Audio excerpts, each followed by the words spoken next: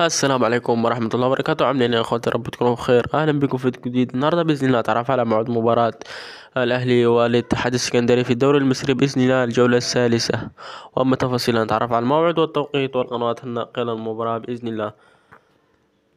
اللهم صل وسلم على سيدنا محمد وعلى ال محمد كما صليت على ابراهيم وعلى ال ابراهيم انك حميد مجيد. لو كنت اول مرة تشاهدنا مثلنا من بلايك واشتراك وتفعيل زر الجرس علشان يصلك كل جديد. الأهلي في المركز الأول برصيد 6 نقاط، لعب مباراتين ولم يهزم. والاتحاد السكندري في المركز الثالث، لعب 2 مباراة ولم يهزم ومعه 6 نقاط. وسوف تحدد هذه المباراة من سوف يهزم فيهم.